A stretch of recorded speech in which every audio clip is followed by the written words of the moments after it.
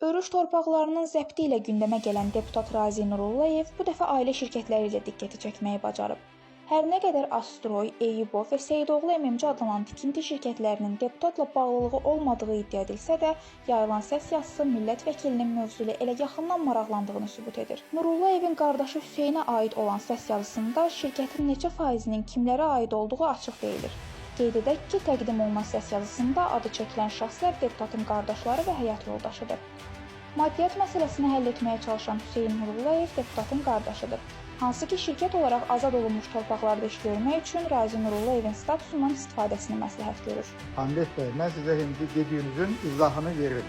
Razi müəllimin düzdür, aidiyyatı yoxdur. Amma bizim şirkətin adından o bir qarant kimi çıxış eləyir ki, bu mənim qardaşlarımın şirkətidir, nəyə görə bura pul vurmuşuz. Yəni o addan çıxış edir. Mən demirəm ki, Razi müəllim orada yəni pul paylayır, yoxsa pul verir. Yəni onu mən demirəm. Razi müəllim biz onu ağız açır deyirik. Yəni bizim şirkətin adından gedib dünyayla danışır ki, bu şirkətin pulunu ödəsinlər. Yəni bunu demək istəyirəm. Amma Mürgəs müəllim niyə? Mürgəs müəllim 25%-in yiyəsidir. Körov xanım da 25%, 25% Hüseyndir, 25% də Hasildir. Kimsə nə deyirsə, kimsə nəsə deyirsə, hər sözə inanmaq bilmirəm. İnanırsınız, inanın, inanmırsınız, inanmayın. Mən burada sözünü dedim. Yəni vəziyyət bax bu yerdə.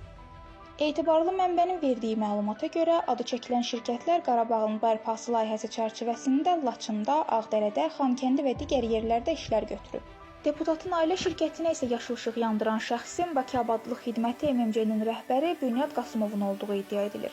Mənbə qeyd edir ki, Razi Nurullayev şəxsi münasibətlərindən istifadə edərək konkret şəxsləri dövrəyə salaraq Qarabağda milyonluq layihələri öz şirkətinə qazandırıb. Məlumatlı mənbəmiz onu da iddia edir ki, Laçın şəhərinin Güləbird və Həkəri çayı ətrafında tikintisi 7650 manata başa gələn və Bakı şəhəri Zığ qəsəbəsində yerləşən avtobazanın həyətində yığılıb, evakuatorlar vasitəsilə Qarabağa daşınan 100 vagon evin hər biri 35 minə satılıb.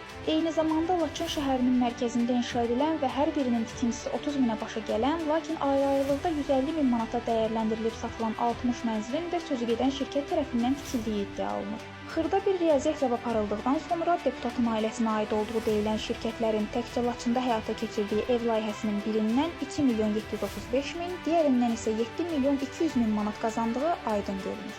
Məhz qazanılan bu pulların hesabınadır ki, 2026-cı ilin yanvar ayının 5-də millət vəkilinin qardaşı Hasil Nurullayev Rusiyanın Sankt-Peterburq şəhərində yaşayan oğluna Dubayda təmtəraqlı toy etmək üçün artıq dəvətnamələri də paylanmağa başlayıb. Qeyd edək ki, mənbənin təqdim etdiyi səs yazılarında şirkətlərin görəcəkləri işlərdə təyin olunan işçilərin təyinatı birbaşa deputat Razi Nurullayevin həyat yoldaşı Könül xanımın göstərişi ilə həyata keçirilir.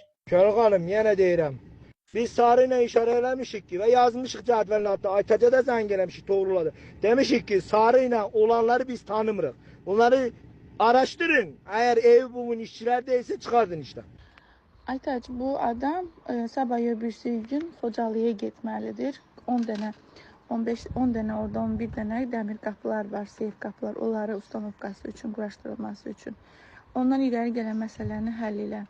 İndi müqavilə bağlamaq lazımdır, nə iş görmək lazımdır, o hissəsini mən bilmirəm, necə görmək lazımdır, ona uyğun da işi həll elə.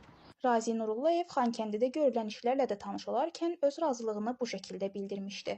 Xankəndində Qarabağ Universitetinin fonunda danışmaq nə qədər böyük bir xoşbəxtçilikdir. Biz bura gələn zaman da gördük ki, nə qədər gözəl infrastruktur layihələr həyata keçirilib, yollar çəkilir, binalar tikilir, artıq insanlar Xocalıda yaşamağa başlayıblar.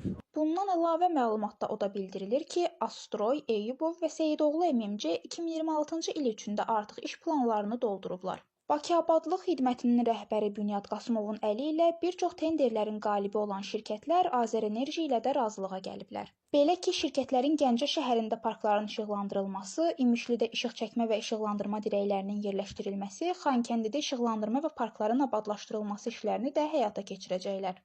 Bir çox mənzillər və bahalı avtomobillərin alınmasını da qazanılan milyonların nəticəsi kimi qiymətləndirən mənbə iddia edir ki, Qarabağda müxtəlif yollarla qazanılan əlavə vəsaiti İmişlidə dəyərləndirən deputat Nurlu kəndində örüş yerlərini zəbt edərək mal bazarı tikdirir.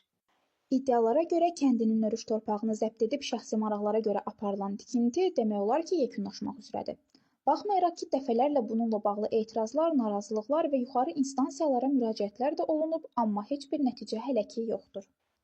Bir halda ki, İmişli rayon icra hakimiyyətinin başçısı kənd sakinlərinin şikayəti ilə əlaqədar sözü gedən ərazidə hər hansı kommersiya təyinatlı tikinti işlərinin aparılmamasına və dayandırılmasına dair müvafiq qərar verib, amma mal bazarı tikən şəxsə himayədarlıq edənin biznes həvəsi o qərara da məhəl qoymayıb.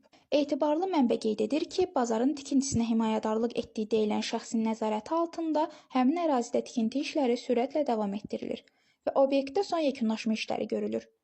Mövzunun aktuallığını nəzərə alaraq araşdırmalarımıza davam etdiririk.